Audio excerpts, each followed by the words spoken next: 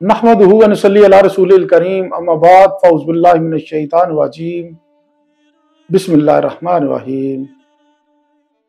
जब एक इंसान मर जाता है तो उसके अमाल का सिलसिला खत्म हो जाता है, लेकिन कुछ ऐसी नेकियां हैं, कुछ ऐसी बदियां हैं जो उसके मरने के बाद भी उसके नामा-ए-माल में शामिल होती रहती हैं।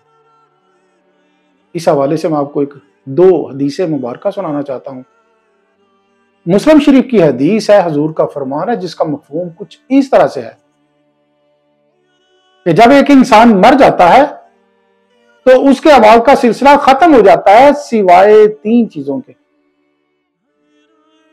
हुजूर ने फरमाया, नंबर एक, सदका व खैरात, जो उसने इंसानी भलाई के लिए, इंसानी बेहतरी के लिए, यहाँ इंसानी फलाह के लिए दुनिया में काम किए, आज भी इंसानियत को फायदा हो रहा है, तो वो एक नेकी के तौर पर आज भी उसके नाम-ए-माल में शामिल हो रही है उसके मरने के बाद। नंबर टू, ऐसा इल्म जो उसने दुनिया में फैलाया, जिसकी वजह से, जिसकी मोटिवेशन की वजह से आज भी उस इल्म से लोग फायदा ले रहे हैं, तो आज भी उसके नाम-ए-माल में वो नेकी के तौर पर शामिल हो रही है। नंबर थ्री, नेक औलाद, जो दुनिया में भलाई के काम कर रही है, अपने वालिदैन के लिए दुआएं करती है, आज भी नेकियां उसके नामा-ए-माल में शामिल हो रही हैं। एक दूसरी हदीस मुबारक है बुखारी शरीफ की, जिसका मफहूम कुछ इस तरह से है।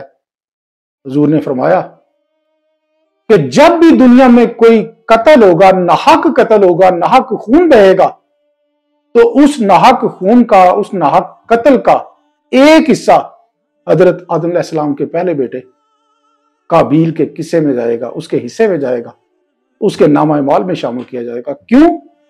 क्योंकि वो पहला शख्स था जिसने दुनिया में पहला कत्ल किया था।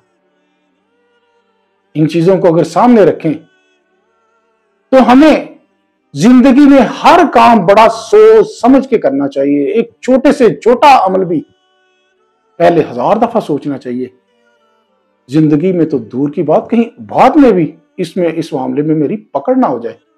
इस हवाले से शायर ने क्या खूब कहा है, ले सांस भी आहिस्ता के नाजुक है बहुत काम, अब फा की इस कारेगाह शीशागरी का।